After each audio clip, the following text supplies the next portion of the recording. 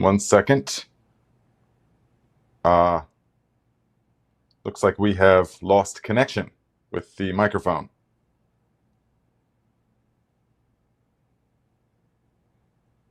Hmm.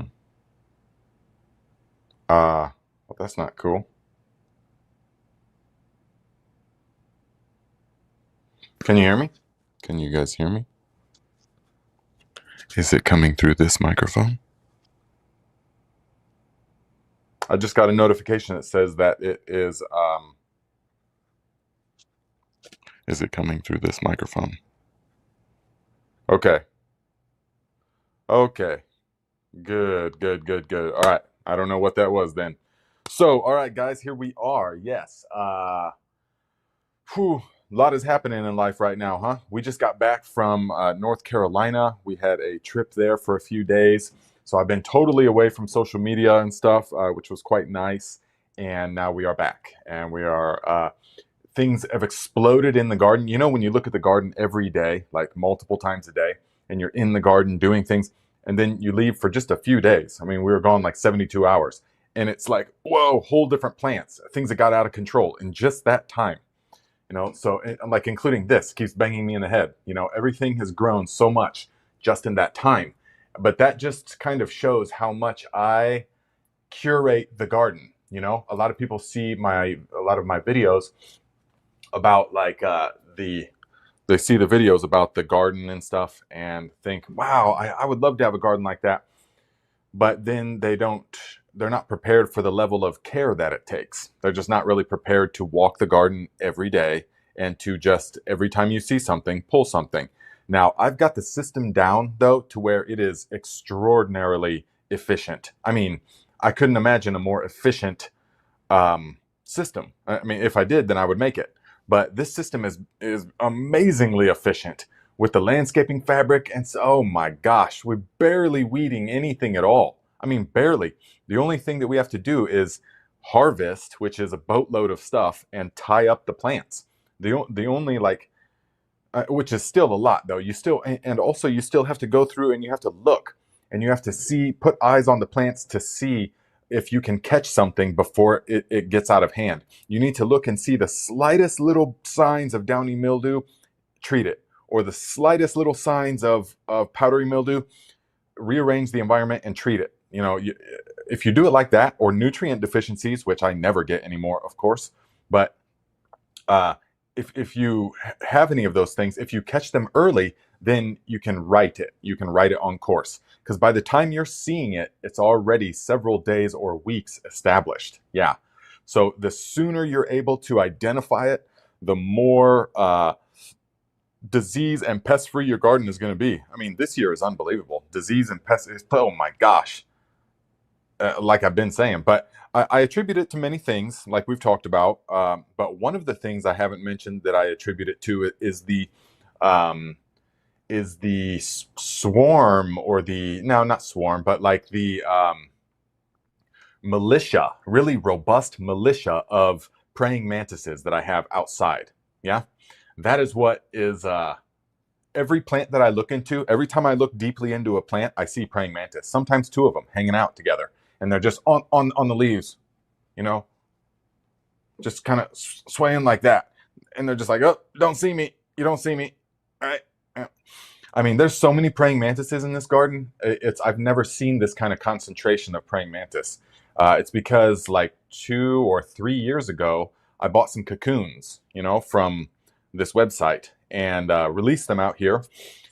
And then now I know how to identify the praying mantis cocoons. And so I make sure that when I'm going through the garden, cutting it down, composting the whole garden, I make sure I've got eyes that I can see those cocoons real easy now. And so I'll put them in a very particular place so that they do not get crushed. And they hatch. They just hatch and hatch and hatch. And there is so many praying mantis here now. It's amazing. So I definitely attribute that as part of it. It's mainly that the plants are so healthy. Yeah, that we're not dumping anaerobic stuff on the plants anymore. We totally got away from that in this kind of setting.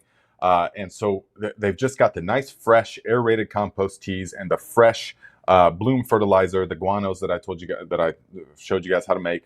and some variations of those, of course. And mostly just the nutrients and consistent moisture and cool soil and all the things that we talk about. And they can pretty much defend themselves.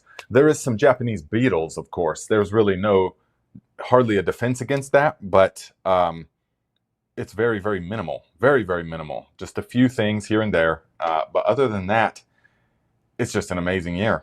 Yeah. So, yes, exactly, Pam. The army is looking after the garden. Definitely. I mean, those things those praying mantises get so big that here in about another few weeks or to a month, once the grasshopper problem would really get out of control, because the grasshoppers are real small now, but they're getting bigger, and they'll get like this big. They'll be huge in another month.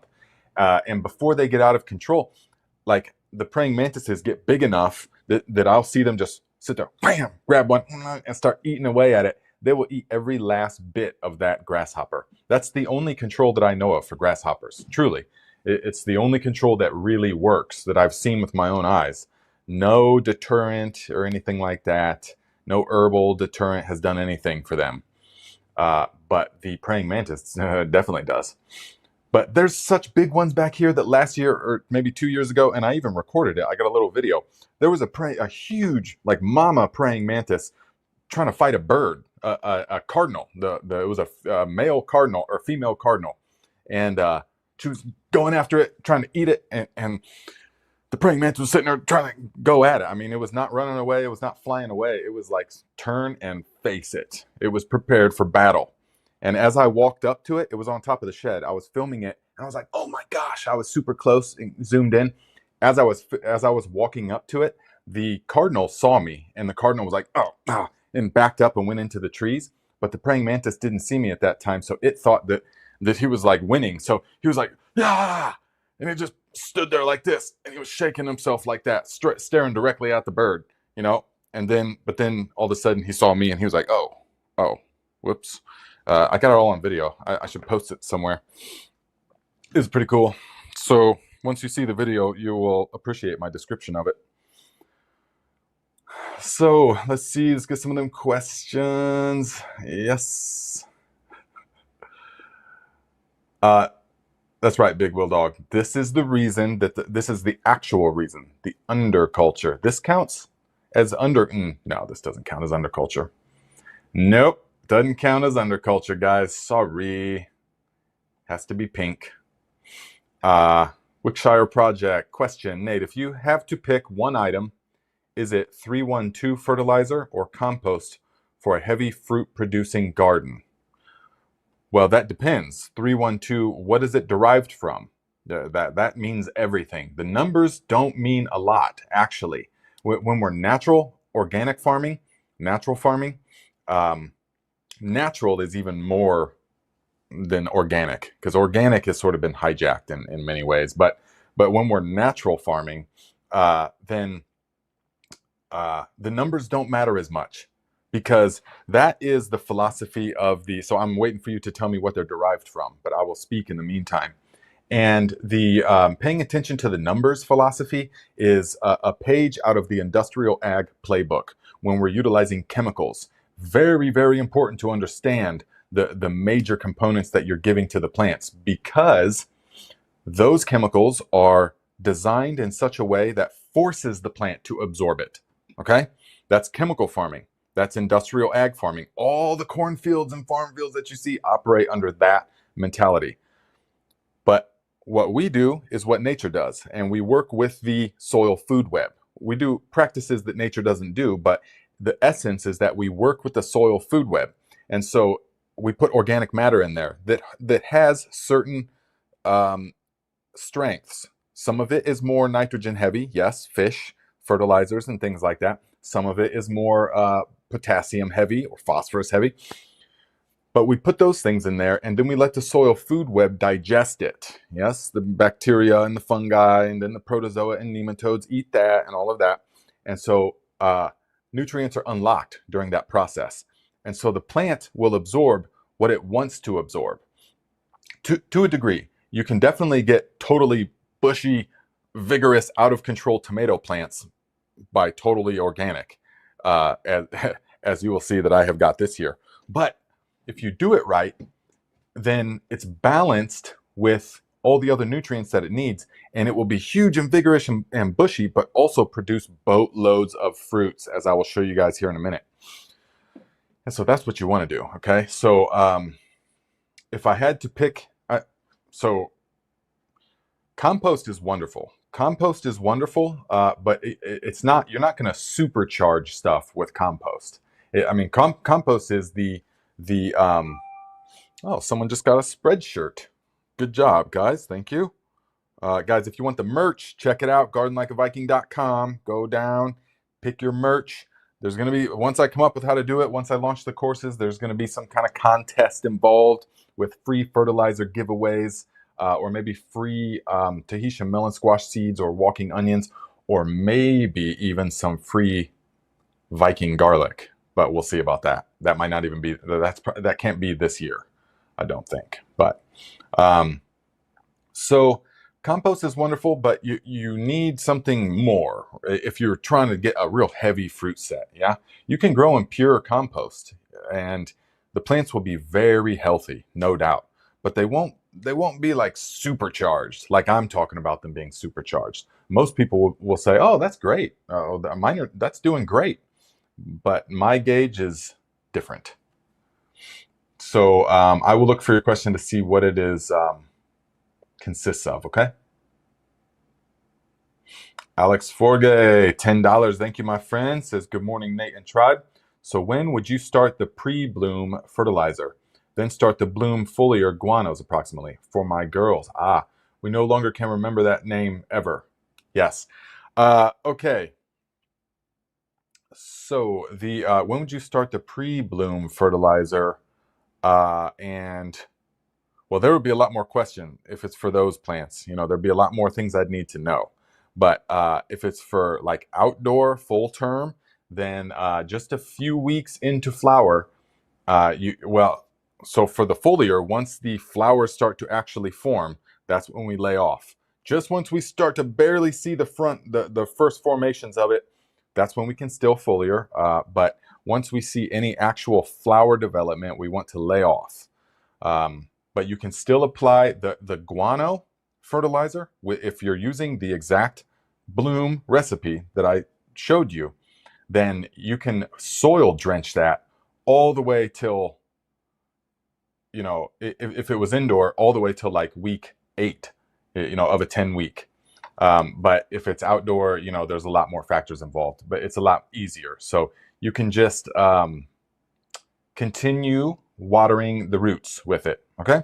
So there's a lot more that would go into that. Those are very, very particular plants, but you can soil drench that guano fertilizer 3/4 of the way through, 4/5 of the way through, really. And they're going to love it, especially if you're using that seabird guano.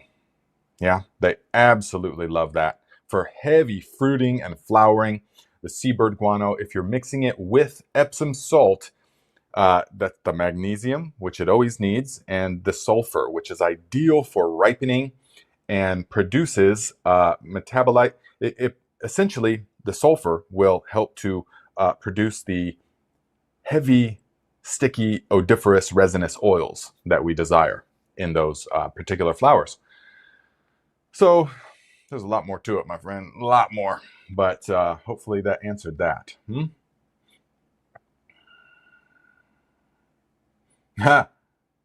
Maya Lemon says, Nate, I totally believe you. The praying mantis in my greenhouse tries to intimidate me. Oh yeah, they're like those little dogs that don't understand that they're tiny and that we're huge, you know, but they're just real aggressive, you know. So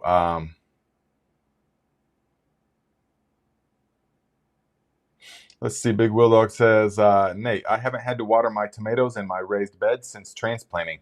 Have you had to water? Also, have you had Japanese beetles up there? We've had a little bit of Japanese beetle pressure out at the Viking North plot. It was amazing. They totally decimated the Honeycrisp apple, but didn't even touch the Gala apple tree that we have planted just this year. And definitely ravaged some other stuff, but they're pretty much gone now. So, but I mean, ravaged the Honeycrisp apple tree, but basically left the other one right next to it, 20 feet away, um, untouched. So that was the worst pressure for sure. Here is not really an issue, When you see them, though, one thing I learned to do is don't crush the Japanese beetles, because as soon as you do that, there's some kind of hormone that releases, and all the other ones just start swarming to it. And don't ever use those bags either, because those bags, the attractant will attract them from so far away. You will have huge swarms of them from 5 houses down. You'll attract them from all the surrounding houses. I know this for sure. I've experimented for many years. And you have less Japanese beetle pressure if you don't use the bags, the traps. Now that's not a guarantee in every situation, but in my experience, that's the truth. You just attract more.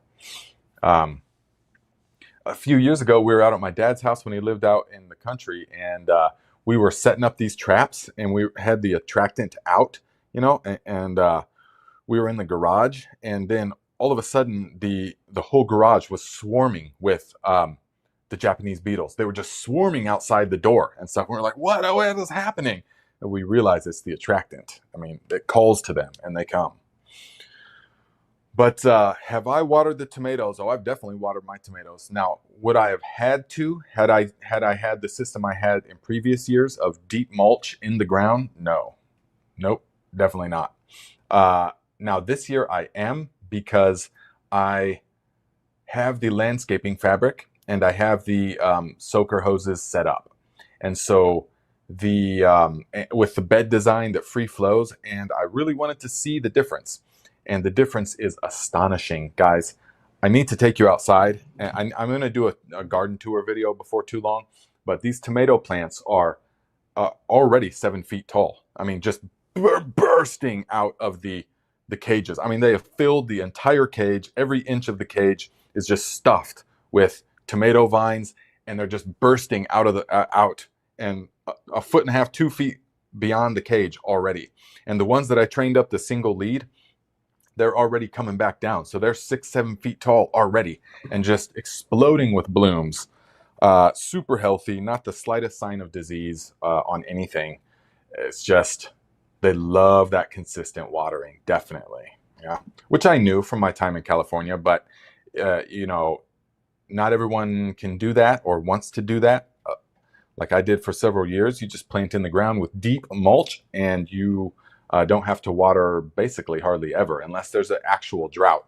But we've been getting rain at least once a week, which is awesome. So, yes.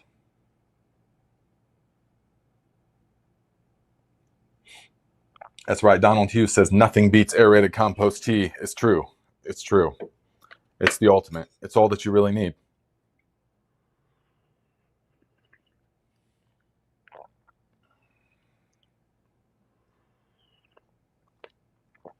Oh yeah, Mom Computer says natural is the cover story for food additives, though. They use that term for chemicals they don't want you to be able to identify and reject. Absolutely, 100%. We are not talking about natural flavors or natural ingredients or all natural, sourced from all natural things. Because all that means is all natural. All that means is that it did come from this planet. It came from the earth. It came from the earth. It's natural, right? Well, okay, everything did. So that pretty much blows that out of the water. When I'm talking about natural farming, it's different. It's different. Yeah.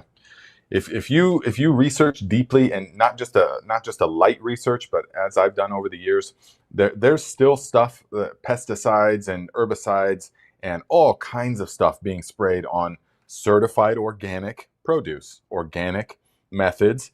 We're organic farming. Yeah, that doesn't mean what it used to mean.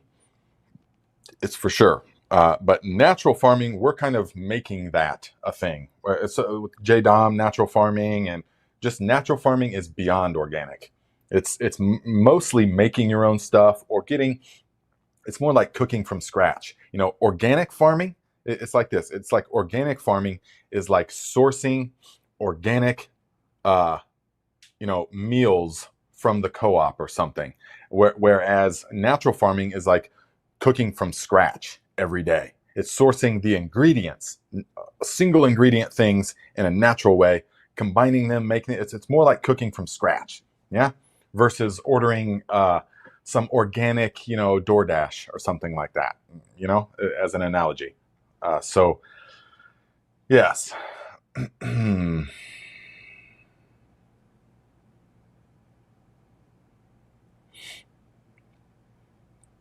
Blockman, any advice for growing kohlrabi or turnips? Neither of them love the blazing heat. I can tell you that for sure.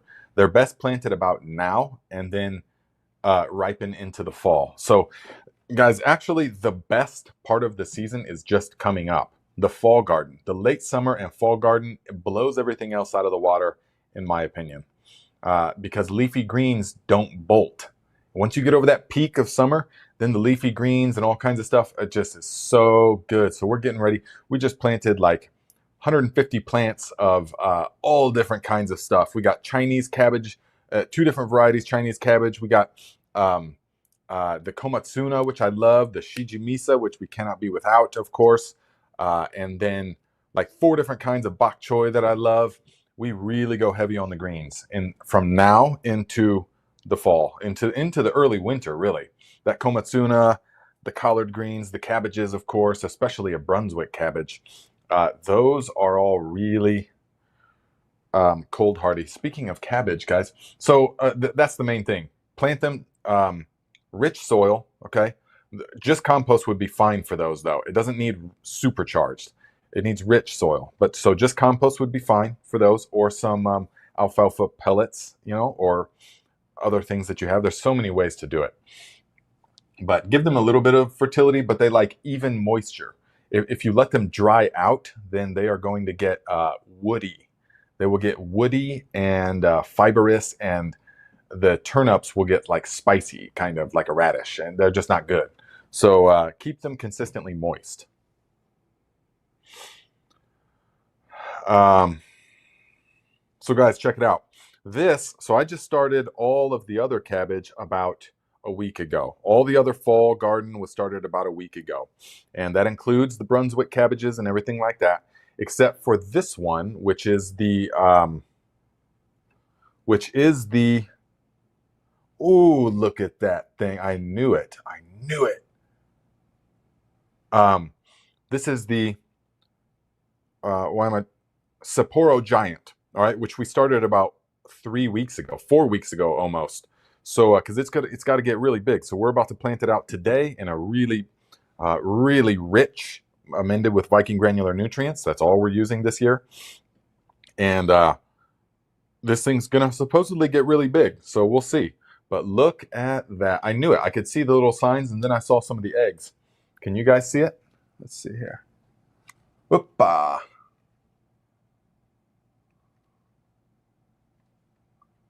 Can you guys see it? Can you spot it? How many of you can spot it? There's an egg and there's a freshly hatched one. Now, all those things will do from the moment they're born until the moment they turn into a butterfly is eat. That's all they do, day and night. They just want to eat. So this is a clear sign that we are going to spray the BT. If you spray the BT on these now, the Bacillus thuringiensis, you will not have a problem. And then we're going to follow up in about 2 days with another application, and that will wipe this whole wave of them out in a totally organic way. So, because it looks pretty good so far, these pots. I love these pots, Bootstrap Farmer pots. Guys, if you want some, get the links in the description. But they allow for good root development down there. So the roots have just started to come out the bottom. That means that this thing is full and ready to go. It's got a nice perky stem. It's got nice structure to it. It's got basically everything that we want to see in a good, healthy transplant. So we are going to, and the reason we planted them in these big ones is because we needed to start these up weeks ago in order for them to get nice and big, because the other ones have just sprouted, so they're a month behind this one. This is almost a month old, 3 weeks. So we planted them underneath the hoop houses that we got from the Bootstrap Farmer, of course. They sponsored me this season. And we put the fabric, the shade cloth over them, and it has worked amazing for seed starting.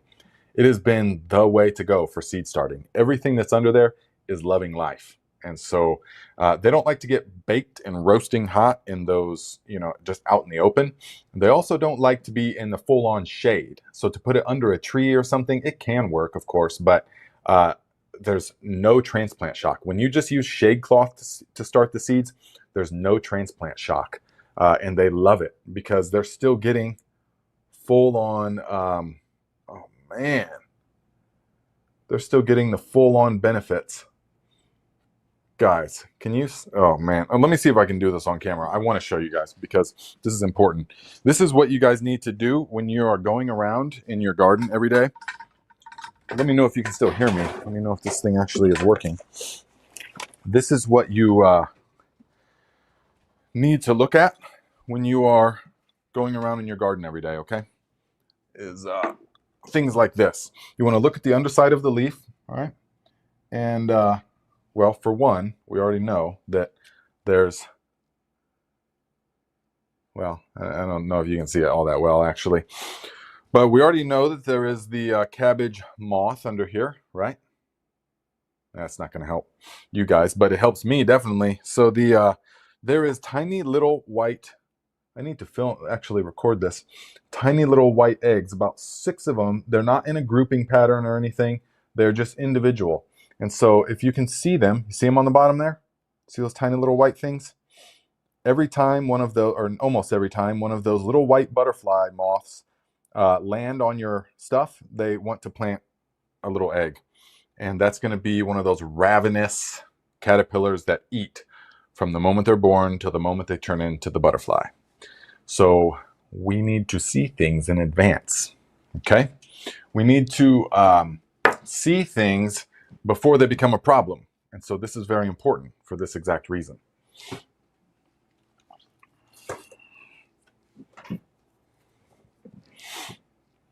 Let's see here. AK Froggy, typically, okay, so it says, is there any remedy for blossom end rot on squash? I've been watering with lime, but so far no result. Watering with lime? Well, typically, I would have to see it, but typically that signifies incomplete pollination on squash in particular. So I wouldn't be watering with lime though necessarily, because that can shift the pH unnecessarily. So I'm not sure exactly why you would be doing that. Explain your reasoning.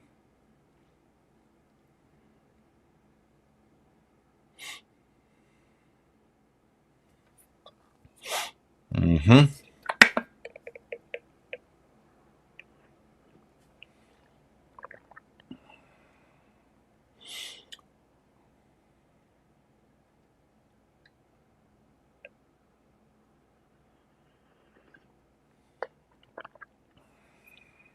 Catherine Beck. Okay, I get this question a lot.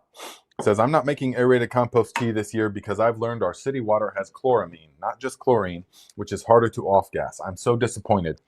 Okay, now I get a lot of questions about that. Is it still worth it? Absolutely, it is still worth it to make it.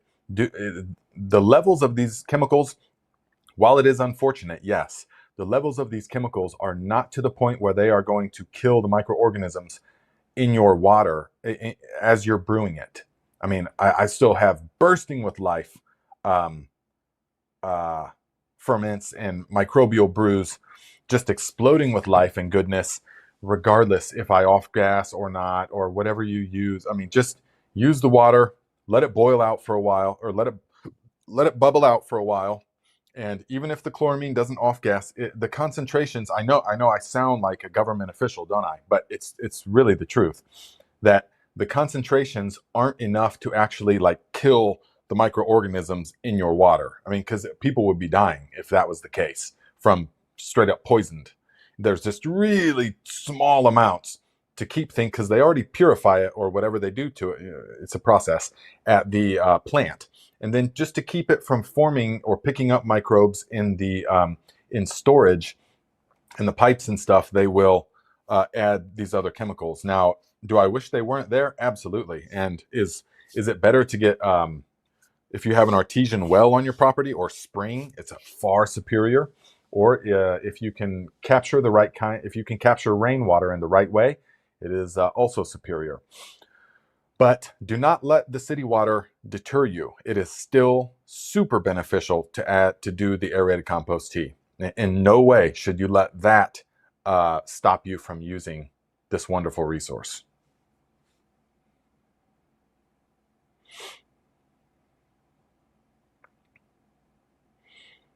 Nice. Taylor, nice. Just received my premium tea and stickers. Super nice. Good. I'm glad. Yeah, if you guys want some stickers, you got to hit me up and let me know, and I will ship them out to you. Okay? So just go to, well, oh no, you know what I need to do? Set it up on the website, actually.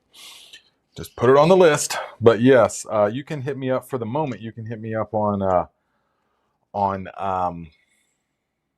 Instagram and send me your address. I can send you one of these stickers. We're kind of pretty much out of the OG stickers. So any of you guys that got them, you're the OGs. Unless I've put one aside for someone that I promised one to, which I know already who those are. I just haven't got them out yet. And let me know, okay? And I'll send them to you guys. So...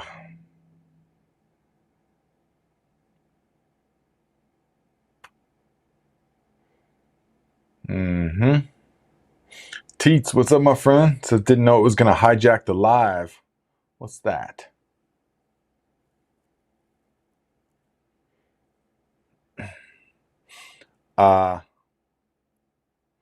Alex Forgay says, oops, my mic picked up that last part from the TV. Oh, what was it?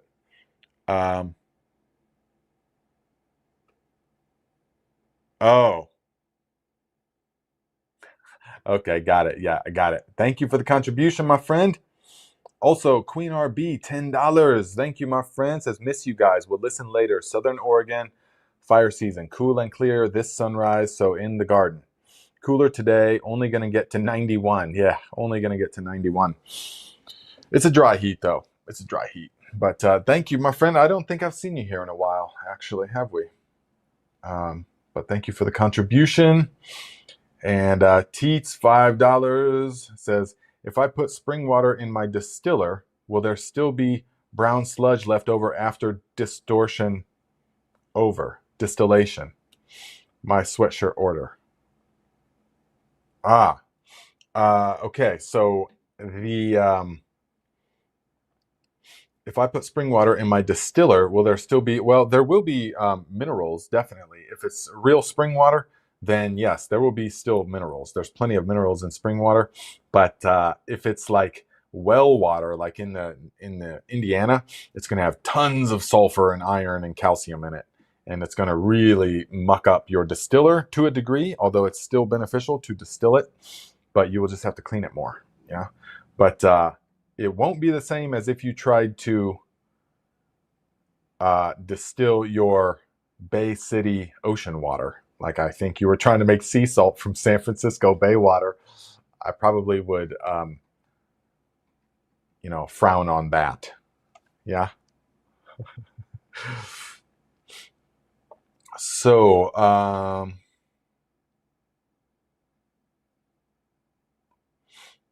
let's see here.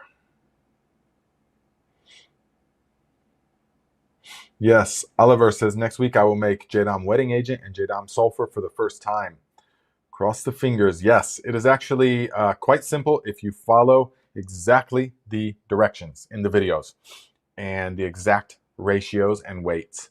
And then you will have them for a long time. They last indefinitely, which is good because that sulfur, you're only using it in very, very minute amounts. Yeah.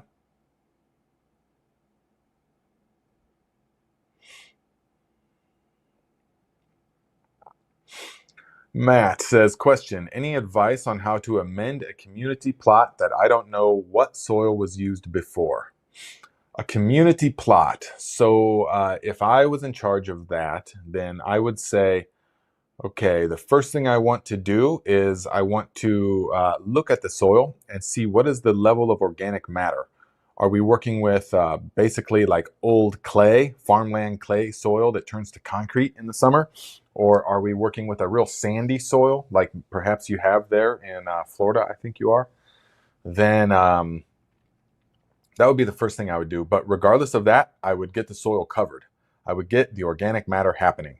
I would get the soil covered, and I would plant a cover crop to use as green manure. I don't know if you have access to a tiller, but the green manure method is extraordinary at rehabilitating soils. So those are the first things I would do. And if you had to buy something, then look at bags of chicken manure.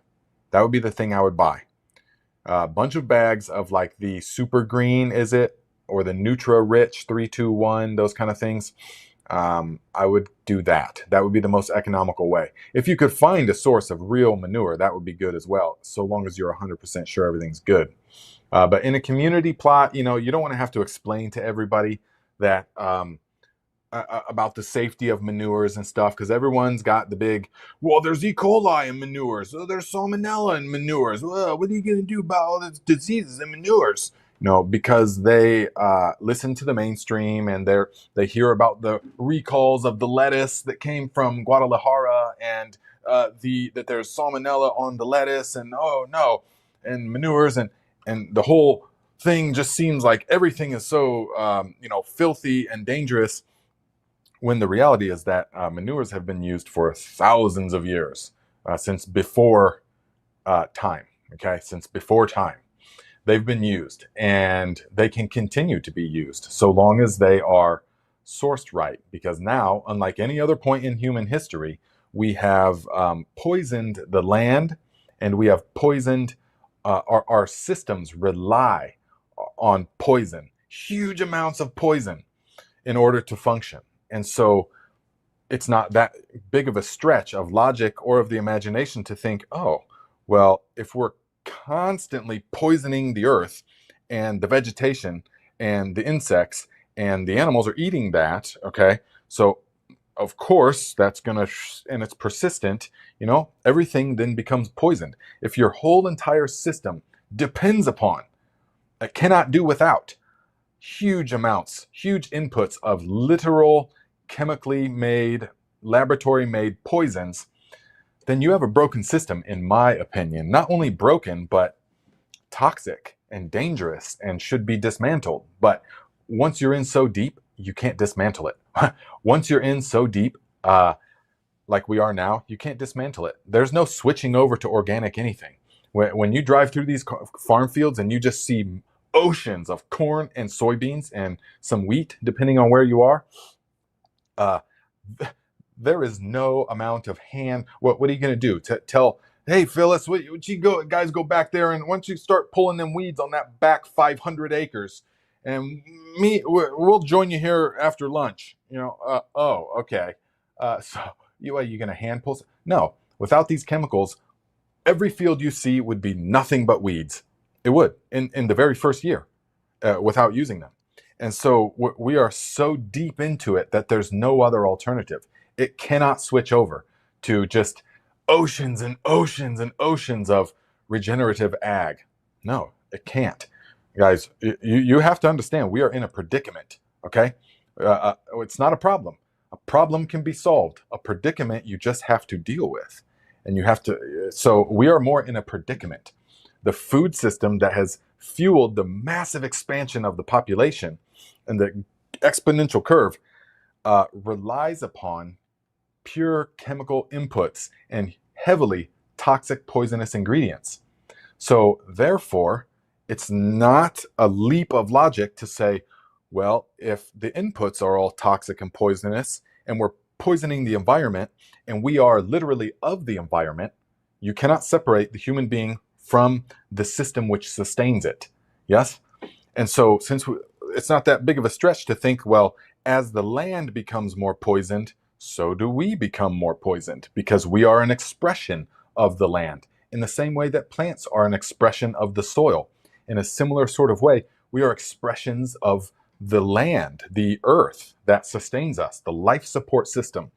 I mean, our literal flesh comes from the earth, and it's rearranged for a little bit and then thrown back, eventually goes back to the earth to be rearranged again eons of time later in some other way. So there's nothing that's happening in a vacuum. All right. So it just got me on that because so we are in a very tricky predicament right now. And when you hear all this talk about switching over to organic, well, good luck. Good luck. The only answer is that every one of us starts growing our own food. Not everything, but something. Something. You grow something, I grow something, they grow something. And eventually, if most people are doing it like they were for all of human history, then we don't need that massive food production. When they talk about growing food for the country, they're talking about GMO, corn, wheat, soybeans. Okay? Now, that's not really food. That's not like a lot of food. It's food-like stuff. And I know a lot of it does go to the cattle industry for sure, but it also goes to make corn syrup and to make, all this corn out here that you can't eat. That's not sweet corn. It's a type of like inedible corn that they use for ethanol and for corn syrup. So when okay, well, I could just go on and on and on about that. All right. But when we get to that level, the only thing that can sustain that is going to save anything is you growing your own food. Not anybody else, but you. Okay? Because I am. And those close to me are doing everything they can to do the same. And that is the ticket. All right? Worry about your own sphere, not how are we all going to switch to regenerative ag on a massive industrial scale. We're not. So instead, focus on your life and what can you start growing, and start growing it right now. Start growing it right now, or start preparing right now, or start making the relationship with the person that can, or that has a little bit of land. Say, hey, I see you're not using that. You just mow that plot constantly. How about I'll take care of it and grow my own food there? Because maybe you don't have the land, but someone's got land, so you can find that. And that's the way to do it, guys. And because if you look at like the Google Earth picture of my place, for example, and the last picture I think was in really like peak season. So my yard is bursting with life. There's little garden beds, and you can just see food is being grown right there. And then you zoom out a little bit, and all surrounding me, there's not a single garden anywhere. Maybe a couple potted plants here and there, maybe a few tomatoes here or there, but everything else is just grass. Not even flowers, not just grass that they mow and they spray poisons on and stuff. So, and then it's a big wonder what's happening. But if each of us could grow something, then that would immediately change everything. Yeah. So thank you for whoever got me started on that rant. I don't even know if I answered the question, but that is how I feel. And that's what I want you guys to know. Okay. That's what I want you guys to know.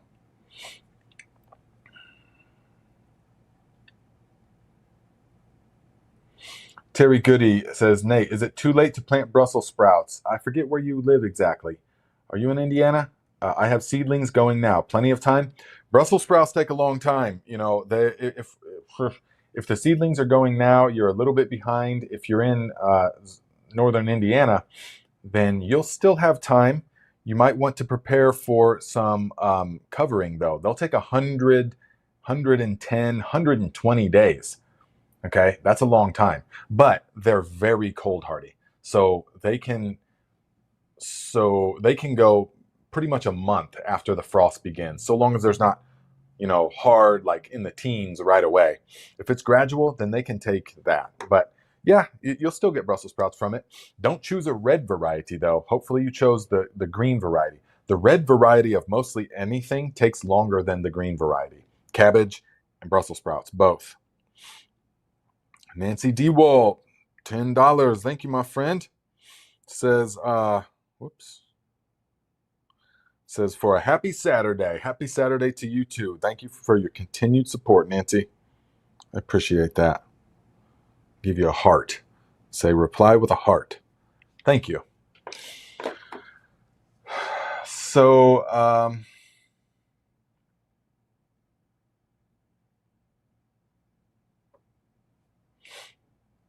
Blackman CZ, we've got tons of fruit trees out at the Viking North plot. Yes. I just haven't made content with that because, of course, I am focusing on other types of content now. I am not making YouTube videos anymore, or at least not right now. So,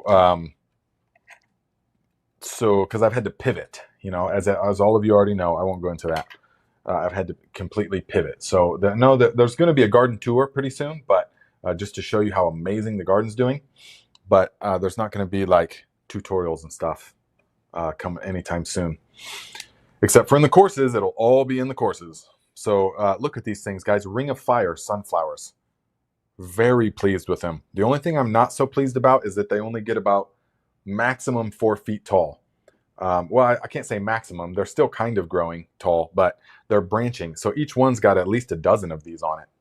And they're amazing. They're super unique looking, very pretty. See? And a decent size. Just very striking. The plant has got a dozen of these at all different sizes, all different angles. So, and they're all about this size, give or take. I like it. Yeah. What do you guys think? Another one that I'm really into big time is the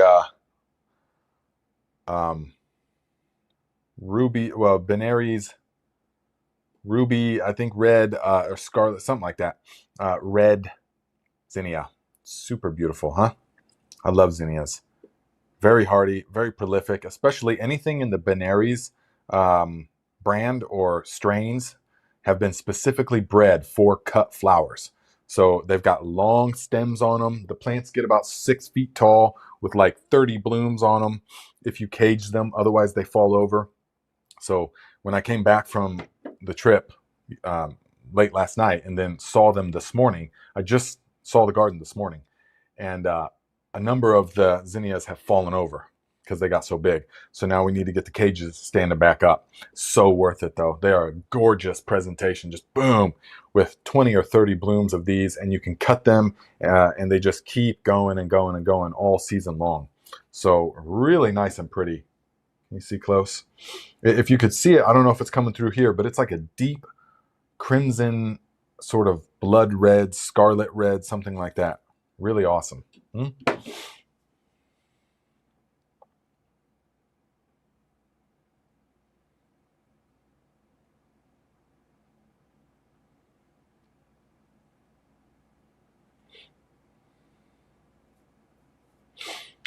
Silver Sage, no, definitely not.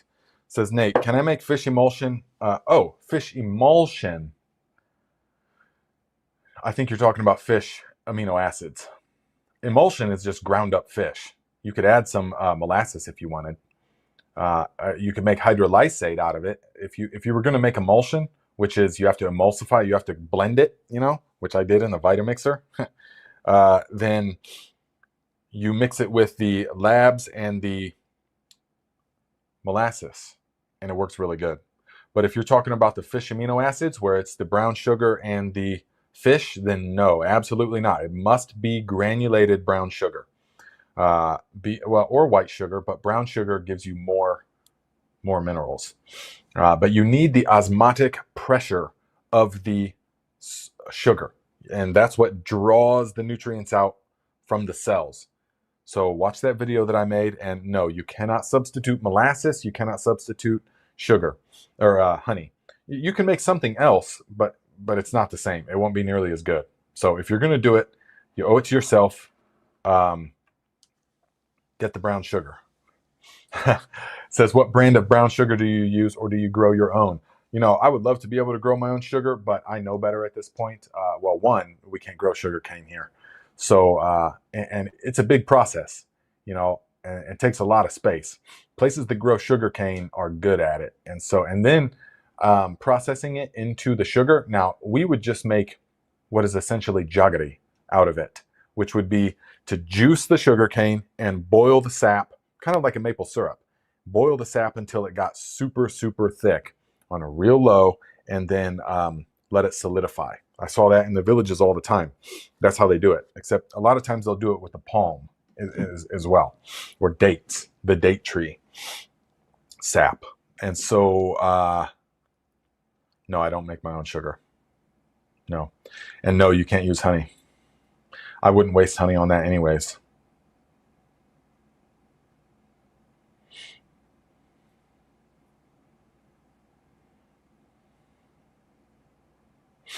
Yes, yes. We will make that garden tour. Don't worry. Yeah, yeah. Well, don't worry, guys. All the good stuff. I mean, such a more professional is going to be in the courses. That's why I had to switch. Because I am a very, very. I have like a focus kind of mentality, where everything else just kind of can go by the wayside, and I'm like extraordinarily pursuant of something when I want to be, and so this new, YouTube, of course, drying up for me has forced me to see this new path. And for me, it's the courses. And so I'm putting all the energy, all the new knowledge, all of the new footage from the garden, all that stuff is in the courses. The garden that I built at my dad's this year, you guys don't even know about. The garden at my brother's is going to be on there. The garden at, well, obviously the Viking North garden, which is doing outstanding this year. Because we finally dialed in the system.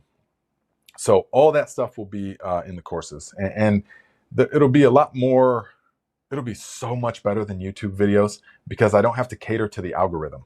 I can just give the information, and I don't have to be all super, with cuts and try and be like, oh, stay to the end and blah blah blah. Even though I don't really do that, but it's just different. When someone gets the course, they want the knowledge and they want to be there. So I can talk to you more like this, more without having to, like I said, cater to the algorithm. So it's actually going to be a way better content. Yeah.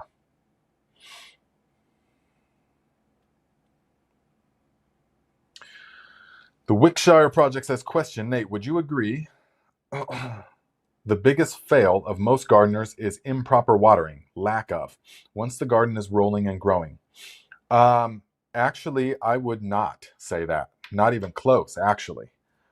In my experience. Now, it could be for you because I don't know where you live, but maybe if you're in the desert, that's going to be a major issue, of course. If you're in Northern California in the summertime, that's going to be a major issue. Or the Oregon coast, or where there's a dry season and a wet season. That would be a major issue, but you have to prepare for that. And it's still not the number one issue. The number one issue with gardens is the weed management. Number one, by far, the weed management. They do not properly have a system in place to manage the weeds. And when you make a nice fertile area, you're watering it, the weeds will get out of control so fast. Not only that, but even if they don't get out of control, you're constantly weeding. So many gardeners are like, oh, I couldn't possibly expand because I've got a little 10 by 10 square garden that I'm constantly weeding. I could never have a 50 by 70 with 10 raised beds in it and stuff. That would just exhaust me. Yes, you can easily if you do it right. If you do it like this. So the number one thing is by far the weeds. Most people plant stuff, and right about now and in the next couple of weeks, they get to the point where they're overwhelmed. All the weeds have sprouted, and it's just like, and you see pictures of their garden that they're like, Nate, help. And they'll email me pictures of their garden and stuff. And they're like, here's my garden. And they'll show me pictures. And I'm like struggling to find the food plants. And I'm like, oh man. So, it's just weeds. It's like, well, I chose to use the weeds as like I choose to go the living mulch method. And I'm like, no, you didn't choose that, my friend. I'm sorry. But you're just calling it that now because you have no other option. The weeds have overtaken everything. So that's your living mulch. I mean, I get it. I totally get it. But these plants do not compete well with weeds. They're not natural. These plants do not exist in nature. And when they do exist, it's not in our little backyards, in our particular zones. It's in very particular environments. So they do not have the home field advantage. They need babied if you want amazing, healthy plants. Okay, this is my experience. And so the weeds. And beyond that, light. Most people do not have enough light. And I know this from lots of consultations, seeing lots of gardens over the years. And most people are trying to grow when there's only an hour, a very small amount of actual direct sun. Most of these plants that we grow need direct sun, 6 solid hours of sun. You can get by with less in certain plants, but the sun, remember the sun is the only actual food for the plant. Like calories for us, everything else is more like multivitamins for us, okay, for the plant. So doesn't matter how much fertilizer you put on, if you're not having the appropriate amount of plant calories, which we'll call the sun, none of that's going to matter. Just like it doesn't matter how many multivitamins you take, if you're not consuming enough actual food and calories, none of that's going to matter. Yeah. So it's very much the same with the plants. And even if I did say watering, it's lower, much lower on the list. There's several other things that are more conducive to people failing. I would say more a hot root zone, especially people in pots.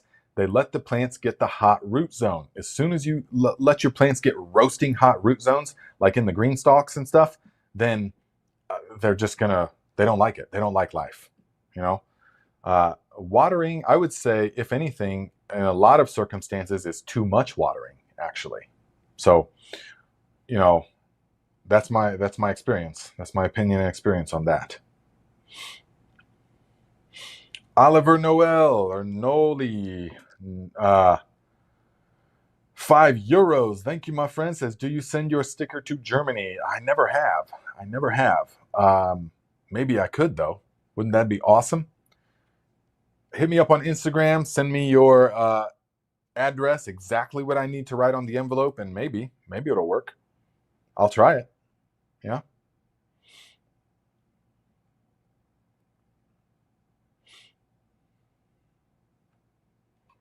Aw, Taylor, thank you so much. My friend says, can't wait to see the content in the courses. I will be purchasing all of them, whether I need them or not. Thank you. I appreciate the support, guys, definitely. And we're still always going to do this Saturday live, though. We're always going to do the Saturday live. And I'll still be making content once the blinders come off. But right now, I'm so focused. I had to buy a new computer. Oh man, so much stuff. But it doesn't matter. I'm close. We're closer and closer and closer. We're starting first with the Master Cleanse course to get our feet wet with the software and all of that kind of stuff, which we're already well underway. But then we'll be full steam ahead on the gardening courses, which this year I did so many things specifically to make course content out of it. Showing different ways of clearing grass and starting a brand new garden, multiple different methods. Showing you the way that you can grow as one person a massive 50 by 50 square foot garden, virtually weed free. You don't have to water, you don't have to weed, you don't have to fertilize. You don't really do anything except plant and harvest. And so I know that seems like an impossible claim, but I've got several different examples in the courses of we're already doing it. Okay. So, and then I built a garden at my dad's house specifically just for the courses to show you guys how to go from grass to planting a garden in one day, and then how to make an automatic watering system, and then how to just not have to worry about it. And his is 11 feet wide by 25 feet long. And it's mostly different, like 6 different kinds of tomatoes, 7 different kinds of peppers, and some basil and some bush green beans. Just a nice little backyard garden, not like a massive thing like this, but I show you exactly how to do all of that, the whole system. And I show you over the course of the whole year, like the results and everything. So really excited, as you can tell. My passion for this has not gone anywhere. Let me tell you that. It's only ramped up. So we're just redirecting the passions. Because remember, if you're a viewer of the Thrive channel, which we haven't done in a while, but we will in the future, then you know all about the 80-20 rule. Yeah, that I didn't coin that term. I forget what psychologist or whoever coined that term, but 80% of your results come from 20% of your efforts. So you need to identify what 20% of efforts are those, and you need to spend your time focusing on that 20% that produces 80% of your results. And so the YouTube content creation has drifted from that into now it's the 80% that doesn't produce a lot of results, you know? So we have to refocus on the things that do produce the results. So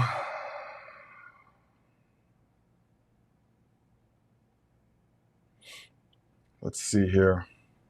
Oh man, Taylor, do you ferment beets? If so, how do you know when they are ready? Absolutely.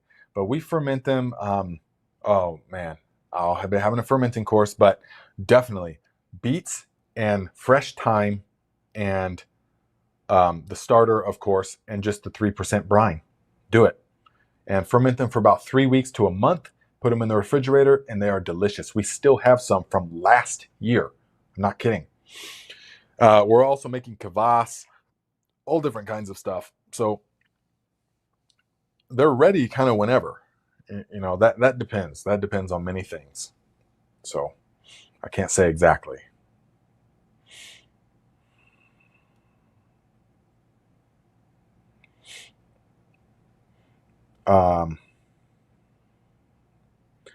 Taylor, yes, I will be doing cooking videos. Definitely. We'll have a cooking course, a stir fry course.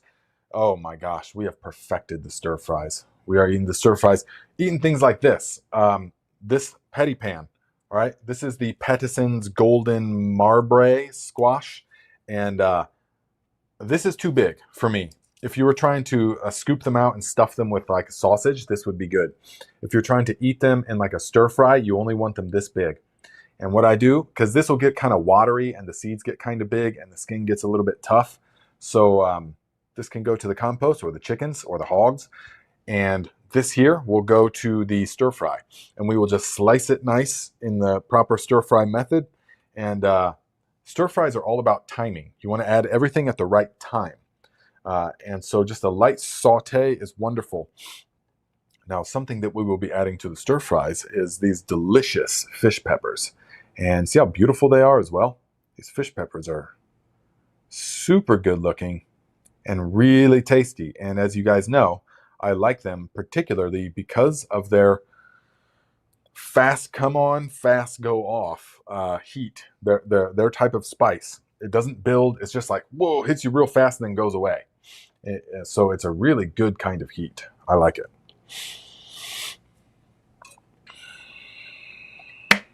You got to give me 1 second, guys. I got to get my drink real quick. And then I want to show you a couple of these ridiculous things from outside, which are almost too big. I just can't bring myself to remove them. So hold on 1 second.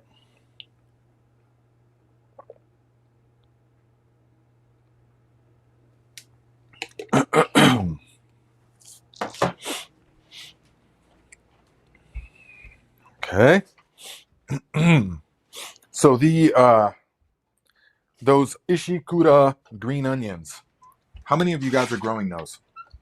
Did you take my advice and did you get some this year? And if so, how are they doing for you? Because the ones that we have here have gotten totally ridiculously big. So let's just go through them real quick. I'll show you guys.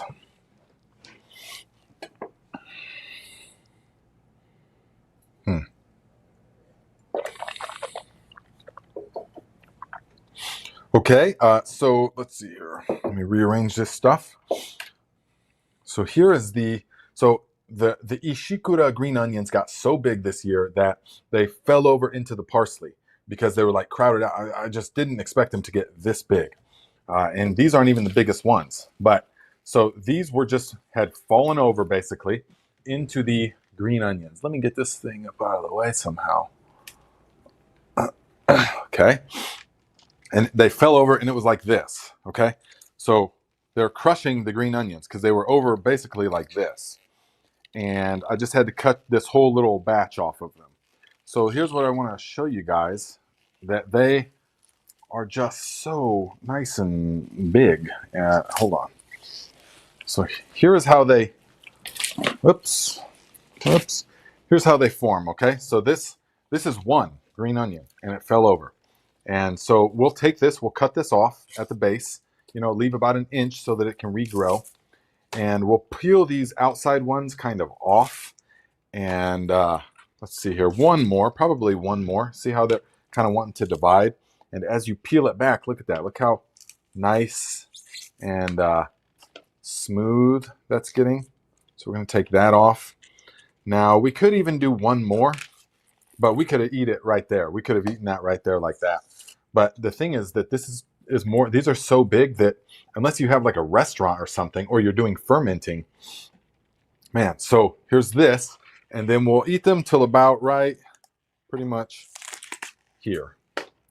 So here is what we get from that whole big thing. Here's what we eat. And this is super delicious. Nice and sweet tasting. Very, very strong, actually, making my eyes water already. I know I'm going to end up touching my eyes and burn them, but it's worth it for you guys. So you see, this is pretty much an ideal green onion, and we are going to use that. But even that, slice like this, and for stir fries, you always slice like that, and with a particular thickness, and you add them at a particular time. And this is going to be really good, pungent green onion. Now let's just do another one. So, but there's like, these have already like quadrupled in their numbers, more than that, like 5 times over in their numbers already. So they are totally growing much more robust than I even thought. You can just keep pulling back layers, but I'll pretty much stop it right about here and right about here. You can eat more. You could eat the whole thing. If you only had a couple of them, you could eat the whole thing, but we've got so many that it is not going to matter. So there's what we're going to be eating. So let's see here with so with this much, you could make stir fry for like 4 people, you know, with just these 2 green onions. Or sometimes I'll make a stir fry with one huge fat green onion like this and eat the whole thing. I love them. Love them. So highly recommend the Ishikura green onions. I mean, just cannot say highly enough about them. Now their flavor will improve over the when the fall is coming. Their flavor will improve, and the green onions are perhaps the most cold hardy of all of the plants that I've experienced. They will, when the winter comes, and I'm talking real northern Indiana winter, where everything dies basically, and it's like it can be in the single digits for a long time. So these will just freeze solid, and then you can go out there and bust them off. They'll literally bust off. Bring it inside, thaw it out, and use it. And once they warm up again, they'll just thaw out and keep growing. It's crazy. So they're really, really, really cold hardy. Although the past couple of years, I have found that it's best to put a little bit of straw mulch over them. Yeah, to cut them back, put some straw mulch over them. But they're extraordinarily hardy and delicious. And you can use the walking onions in the same way, except there will be a bulb here. So everyone wants to know how to use them. You can use them the same way. Do just what I just did there. And they will do the same thing. You just eat them like that.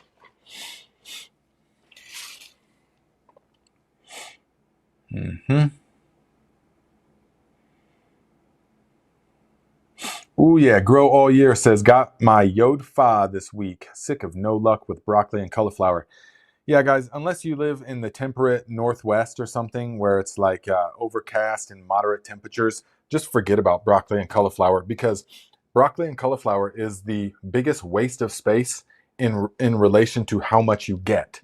So the broccoli can have a massive footprint like this big, several feet across, with a little head like that, and you only just pick it once. Okay, I got broccoli. If you're an industrial farmer, that's really nice because you can do it industrial methods. But if you got a little backyard garden, 40 by 50, 30 by 70, something like that, you need to maximize all your space. And so Yod Fa is the way to go because it tastes just like broccoli with a mixture of asparagus, and it grows prolifically, and you can eat every part of the plant. And it doesn't take up much space because it mostly grows tall.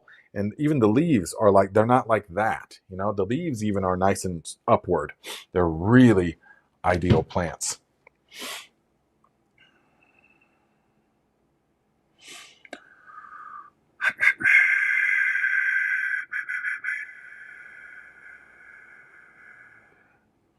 Yeah, Big Will Dog, I heard about you made a strawberry video. I will check it out. Growing strawberries in the green stalk. And that's great that you're having success. Definitely Now, if I showed you guys mine, a lot of people would be like, what are you talking about? That is success. But to me, it's not. I can just tell that they're not here, at least. They're not nearly as vigorous as they would be in the ground or in a proper bed with straw and stuff. But if you have no other option but to use vertical gardening, then yes, the green stalk is wonderful. But it just roasts the plants. It just roasts the roots. Because you know me, I'm all about shade out the root system. Shade the root system out. The plants can take a hot temperature, surface temperature, but they cannot take a baking hot root system. And so I'm always like, shade out your pots. Well, the green stalk is the polar opposite. It's like hangs them out to dry by stacking them on top of each other. So everything I plant in there is just gone to bolt, like instantaneously. The cilantro is like this big, going to bolt. Lettuce is like that big, goes bolt. So it's they're fine. They're fine. But guys, what is starting to yield is the rattlesnake pole beans. The blanket or the wall of rattlesnake pole beans that I have out here, and the even bigger one at the Viking North plot. Rattlesnake pole beans are absolutely amazing, and they're mostly for dried beans. That's what I like them for, shell beans. So we'll let them get way bigger than that for shelled beans, but for green beans, that's a little bit too big for me. It can get fibrous, it can get a string in it when it's this big. That's the upper sort of limit for how I like them as green beans, but this one is absolutely perfect. This one is super tender. It has no string in it, and you saute this, it is super delicious. This one is still going to be pretty good, but you can see the difference. You want to get them when they're just fresh and young. You do not want to let these get old. If they do, they get super tough and stringy, and it's all about the bean at that point. So just let them get like 4 times this size, and then let them dry on the vine and then shell them. But when they're this size, oh man, look.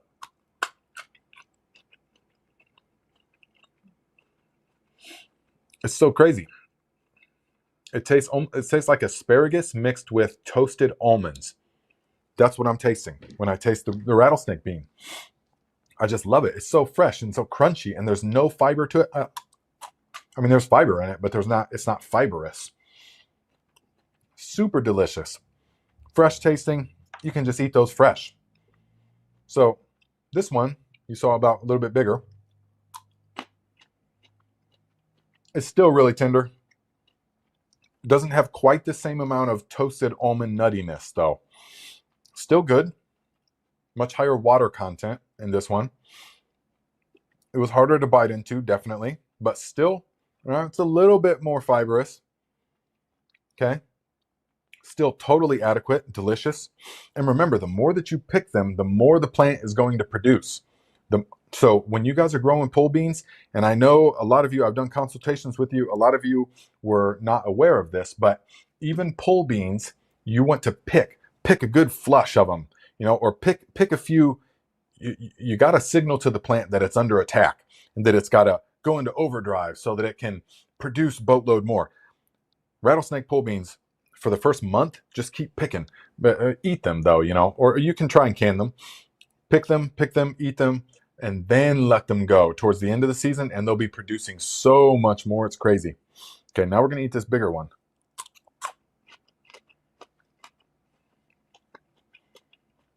Okay, well, this one's still pretty tender.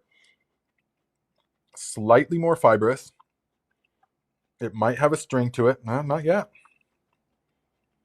I'm getting a little wad of fibers in small amount. Totally reasonable. It's reasonable. It's a little bit too big in my experience. When I first got them, I was eating them till they were much bigger, but then I got to the point where I'd be eating them and I just have this mouthful of like really coarse hair from like a possum. It feels like a possum hair all like in your mouth, and like pulling out these big strings and going down your throat and stuff. You're like, oh, these are good. No. So you want to get them when they're, I would say this is too big. Although it's still perfectly edible, but there's not the intense flavor as the smaller ones. Okay.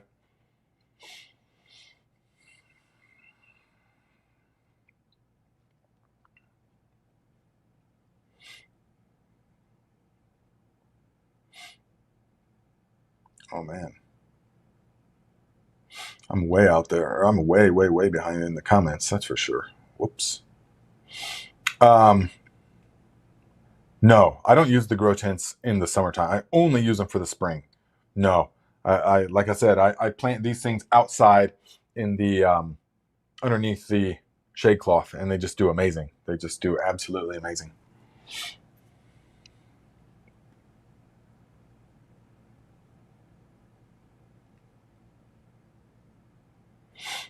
Okay, I'm gonna skip to. I was just gonna have to skip to the current um, comments. Yeah, I'm way behind in chance in the chat.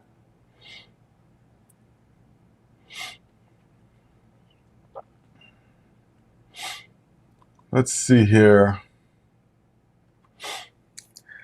Meyer Lemons, what? What about it? Oh, $5. Thank you very much, my friend. See it. Everybody was like, Meyer Lemons, Meyer Lemons. Thank you, my friend. So my sweet corn is huge and doing great, but I'm seeing some bottom leaves yellowing with some brown. Disease, deficiency, or is it fine? Now, I would have to see pictures of what you're talking about. Okay, so that could come from several things. So sweet corn is a grass. It's like in the grass family, and so it's will grow fast and tall, and it wants nitrogen, lots of it. And so it will pull the nitrogen. If it didn't get enough, it will pull the nitrogen from the lower leaves. And if it's a general kind of yellowing, like a uniform fading of the leaf to yellow, then it's generally the plant is pulling the nitrogen, because that is a mobile element, and so it can move, it can translocate in the plant. So you will want to it depends on how far along the corn is. If it's already making ears and it's already tasseling and stuff, then just don't worry about it, it'll be fine.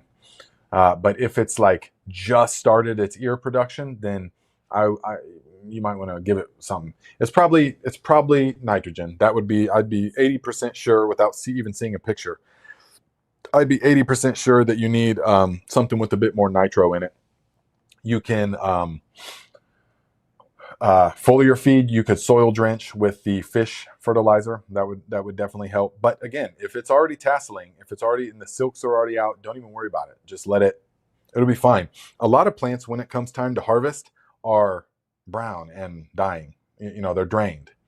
But if it's huge and doing great, like you say, then I wouldn't worry about it, unless it hasn't even started production yet, in which case you need to. So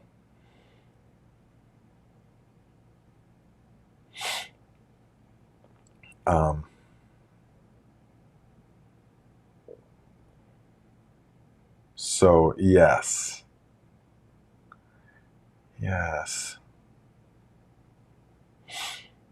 So the oops. Okay, I'm just so behind in the chat, guys, but it's not a problem. I love that you guys talk amongst yourself. Definitely. Yeah. Okay. Meyer Lemon says, yep, that's what I'm seeing. Not tasseling yet. Fish fertilizer coming right up.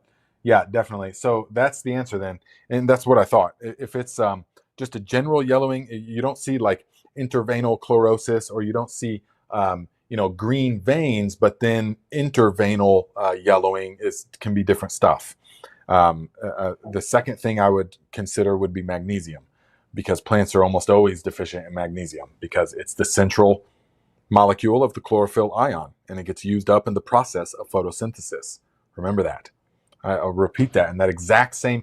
I repeat that in that exact same phrase all the time, so that people can remember it. Yeah. And say, well, why does magnesium matter? Well, because it's the central ion of the chlorophyll molecule, and it gets used up in the process of photosynthesis. The plant always wants the magnesium, but the Epsom salts, yeah, but you don't need that right now, so just never mind. But what it does, let me show you guys. So, okay, these hillbilly tomatoes are unbelievably delicious. I mean, unreasonably good. They have tasted like a plum. They've just been so amazingly delicious. I can't even, I'm like speechless for them, seriously. And I don't know exactly why, but the ones we had at Jerry's, the beef farmer, last summer were huge. Okay, but it was much later in the year. They were huge, but his plants were very different than mine. His plants were smaller, much smaller, and much bigger tomatoes. But mine are enormous plants with dozens and dozens of smaller tomatoes. Some of them will be large, definitely, but so it's a very interesting thing. And these are even much more fruity than I remembered his being. But I mean, literally tastes like a ripe plum. So I can't wait to, we're probably going to have just straight up beef, straight up, man. Oh gosh, when we were when we were gone on the trip, when we had to do that thing we did, that I will tell you guys about in the future, okay? Because it's part of the whole new life. And we're at the hotel and stuff, and most people would be like, "Oh, where's a good restaurant we can go out to eat?" No, man, we had this hotel that had just a little kitchenette, and down there they had a grill, and we were like, "Oh man!" So we went to the co-op, the health food shop, basically, and got some organic ground beef and some sea salt and some blueberries. These amazingly delicious local blueberries were so sweet. We got a huge vat of them for $11, and they were just so sweet. Oh my gosh! And we got some skyr, the Viking yogurt, the Icelandic provision yogurt, very good, full fat one, and then some hummus, just some regular, straight up, simple hummus with garlic and carrot sticks. And we went and we grilled these huge, thick, fat, juicy burgers. It was with just sea salt.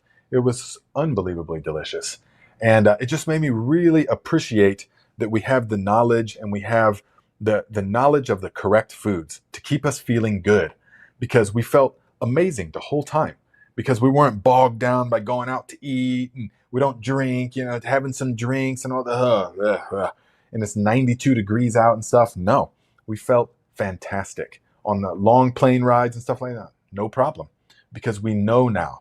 We know what to put into the body and what not to put into the body. So we ate super clean, and that is I was just so grateful that we have that knowledge, and that we also we have absolute impulse control. If you're a part of the Thrive Tribe, you understand all of this already, but we have total impulse control at this point in life because of the practices. And so it's not like we smell some rack of ribs from some restaurant. We're like, oh, we gotta go there. No, that doesn't do anything to us, because we're focused on the mission, which is the purpose of being there and feeling good in the process. And so it was just awesome. So we're probably going to do a similar thing, just some nice ground beef from Jerry, the beef farmer, 100% grass-fed, grass-finished. And we're just going to slice these tomatoes, a little bit of salt, a little bit of pepper, probably, sea salt. And we're really liking the Redmond's real salt right now. We're definitely liking that. So going to have that. Also going to probably fry just a real quick blistering in the wok. Shishito peppers. The plant has got like 30 of these on it. And the plant's only like this big, couple feet. And it's got like it just looks amazing. So we go out and pick a couple of shishitos. 3 or 4 of them each is plenty. And get the wok searing hot with a little bit of tallow or lard, or if you want, just a dollop of cold pressed sesame oil. Yeah, the ancient type. I mean, made in the old way of just pressing the sesame seeds, and a little bit of that toasted sesame oil, and put it in there for about 20 seconds on blasting high until it starts to blister. Sort of flip it over, a spritz of the soy sauce like that. Keep turning it like that, and immediately put it over onto the plate and serve. They are so delicious. Wow. So we will be eating those, but they have to be blistered. You want to do it on blazing hot heat. So that's probably what we'll have for dinner. And then we may very well, actually, probably what we're going to do is take an onion of a various variety. So, we harvested all the onions early because they went through that cold spell, and a lot of them were starting to bolt, unfortunately. but a lot of them weren't as well. So we've got tons of good, nice onions. These are the Rosa di Milanos. Yeah, this is a good size onion. This is the yellow of Parma. So for fresh eating, we'll probably take a Rosa. And so I'm talking for tonight for dinner. So we'll have the beef, we'll have the tomato with the salt and pepper. We'll have a couple of blistered shishitos. And then we're going to take one of these Rosas, slice it open, and probably just put it right over the coals. Slice it about a 1/2 inch thick. Just put it directly over the hot coals that the burger goes on, and let it get toasted. Let it get a little bit charred, the one side, and then take it off and just eat them like that, along with everything else. And that'll be everything that we need. That's just an amazing, straight up Viking meal. That's how we eat, definitely. So that's probably what we will do. So,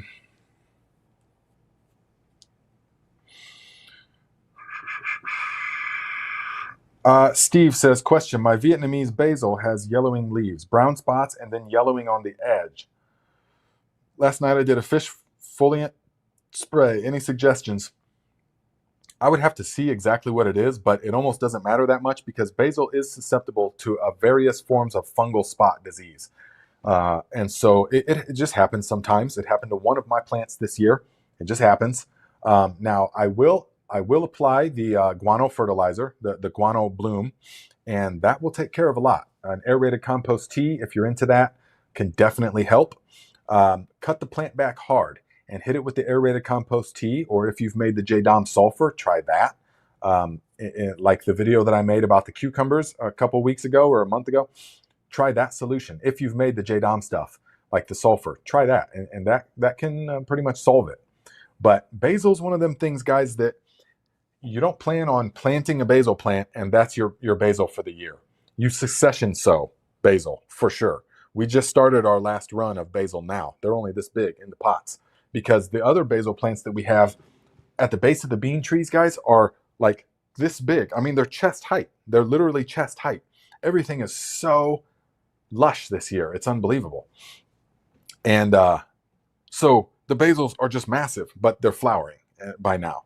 And so we're not going to try and do anything about that. We're just going to cut them and replant fresh ones.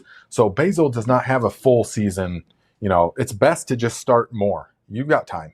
Start more. Although I'm not extraordinarily aware of Vietnamese basil, I grow several different types of Thai basil. It's probably a similar thing.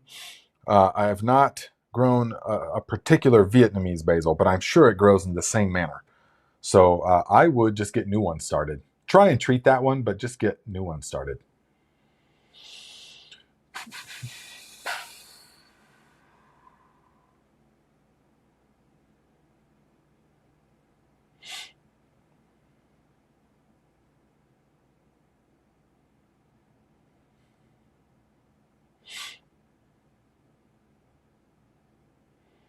Oh yeah, very good. VA Green says, I make compost tea 15 gallons at a time and usually add 1/4 to 1/2 cup of Epsom salt to each batch. Absolutely, that's the ticket.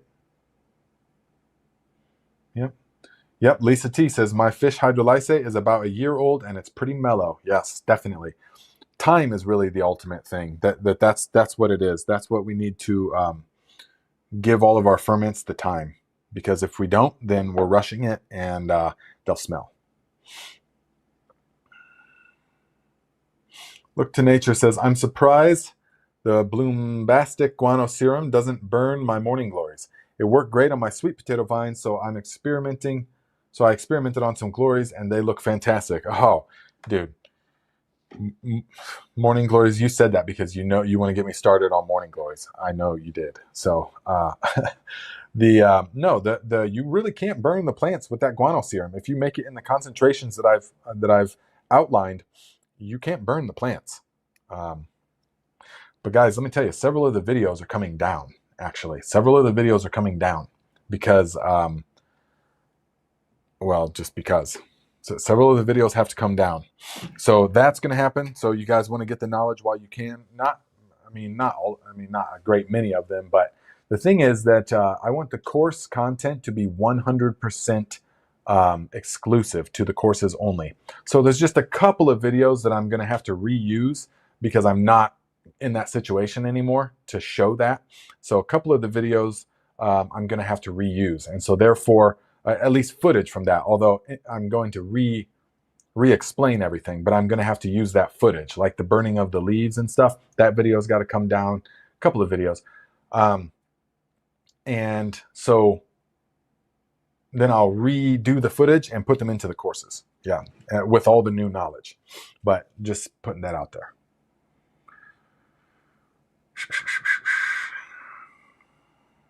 Oh yeah, Dusty Flat says, was it your first tomato? Starving for a garden tomato, any would taste great.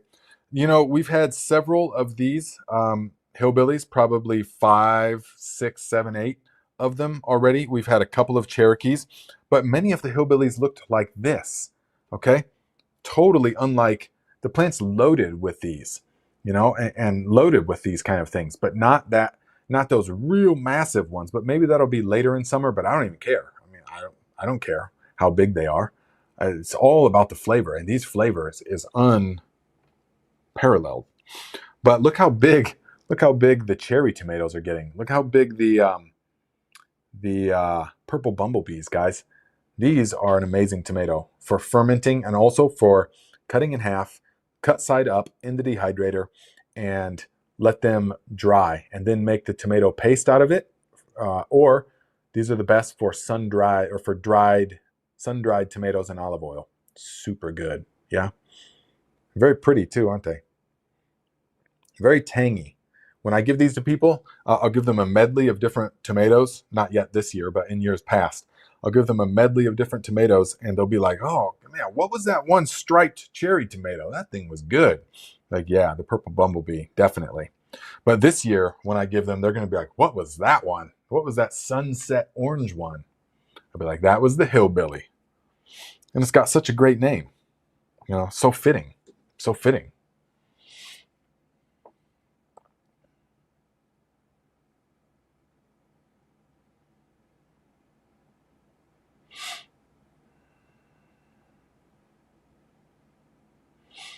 Blockman, yes, absolutely. You can use lake or pond fish to make the fish fertilizer. Absolutely. Yep.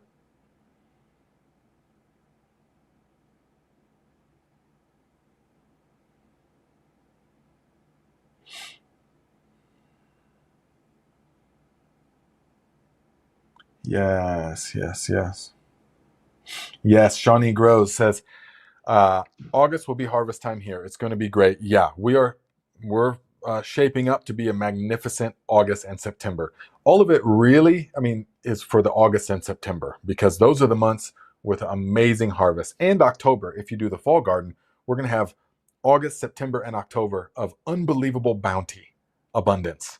Leafy greens everywhere, fermenting happening all the time, using our onions and our garlic, which is amazing. And so that's a really good, that's one good reason that onions and garlic are ready mid-season. And then we can use them as all the other stuff starts coming in.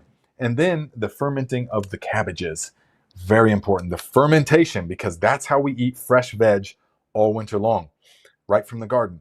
Ferment it first. We've been doing that for several years, but we have finally perfected it. I just wanted to show you guys a couple of things. So this is one of the Turkish red garlics. All right. Nice, good size garlic, no doubt. Okay. Ooh, okay. Time limit. I'll have to explain this next time because that'll be a bit of a rant. But okay, guys, it is time. Oh yeah. If you guys want to get, now you've seen me talk about these before, but I can finally talk about them again because I just got Camille a pair for her birthday. These are the greatest shoes I've ever had. And I have been on a quest for ideal footwear for many years. And I found this lady about 15 years ago in Northern California. She makes these by hand. Okay. They've got Vibram soles on them, and they're made of leather. It's just amazing.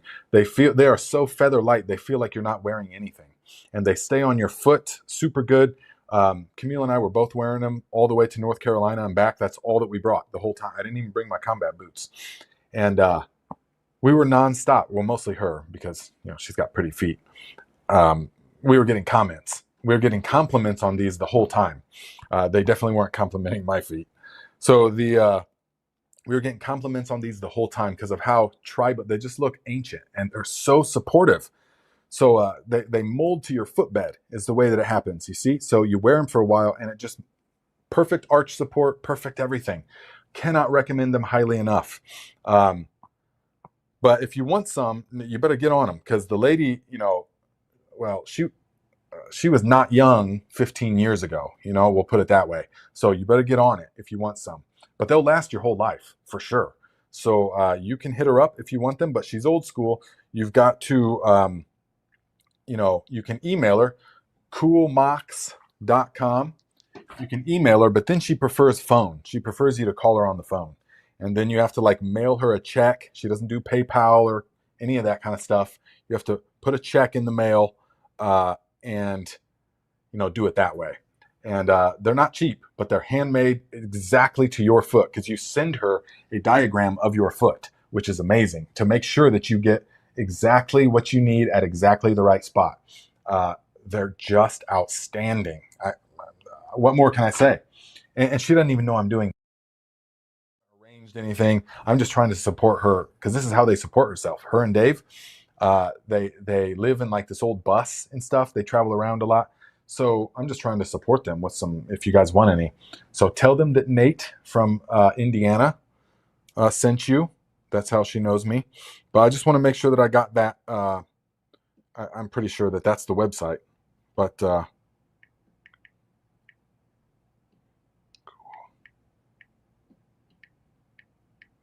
yes, stick with me. Yes, here we go. Coolmox.com. Okay. Coolmox.com. You can go there. You can contact and say, Nate Murray from Fort Wayne, Indiana, contacted me recommended this to me. You can just say Nate from Indiana. She doesn't have to know Fort Wayne. And you would like to get some or explore, pricing. Now, they're not cheap. Remember that, okay? But they're the best in the world. And I've done so many. I went to India with those, walked all around, walked thousands of miles in these sandals. So that's how I know that they're the real deal. So you can get those. Now, the other thing is, remember to get up on the Discord chat and really utilize that as a great resource of firsthand experiential knowledge. And so post pictures, be helpful on the Discord, okay? Don't be ranting about nonsensical things. Be very helpful on the Discord because a lot of people are helpful on there. There's a lot of good knowledge on there. And also let me know if I need to do anything different because I'm going to be getting way more. Once the courses launch, I'm going to be on the Discord lots. A lot, like consistently every day, pretty much. And so, because that will be a perk that comes with coming into the ecosystem of the Viking courses, is you get access to this private community, which right now is not private. So, but it will be here in another few months. So better get in there. And if you guys do shopping on Amazon, make sure you do it through the Viking storefront link. Yeah. And I will look through these later. Man, question. Steve's talking about, I got aphids on my ground cherry. I've been spraying with water and have borax and sugar traps for the ants. Any suggestions? The ultimate slug solution will melt them instantly. So you can use that. But that's only if it hits them directly. Yeah. So if I have aphids, I apply the ultimate slug solution a couple of times, a couple of nights in a row, and they're all gone for the most part. But you got to catch it early. Once you've got a total infestation of aphids, it's way more difficult. And the plant is real weak at that point because it's being drained of all of its sap. So, but talk about ground cherries, guys. My ground cherries are like 10 feet across and there's overspilling into all the other beds in the aisleway. And they're like chest height. It's just totally absurd. I can't believe I've never seen ground cherries like this. Totally out of control. Yeah. Yes, you're very welcome, Sylvia. You received the stickers. Wonderful. So yeah, if you guys want the stickers, then you can. Oh yes, Myra Lemon says, A lot of tribe members want to know where you got the hillbilly tomato seeds. I got the hillbilly tomato seeds from Urban Farmer Seeds, ufseeds.com. I believe that's where I got them from. ufseeds.com. I mean, I talk about them all the time. So it's also where I got some Turkish red garlic, which I really like a lot. So there's that. And the yeah, I'm 90% sure. I can look at the seed packets. If I'm incorrect, then I can let you guys know. But it's ufseeds.com. Yeah.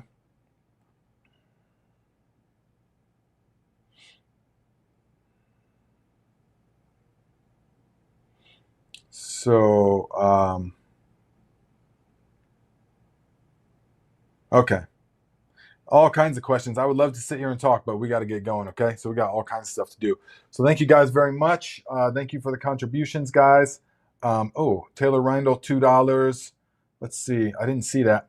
Do you need gas stove to cook a good stir fry? Whew, boy.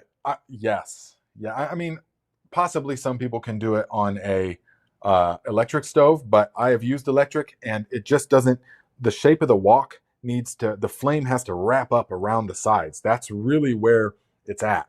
So you could do it, but I've used electric several times and it's very frustrating.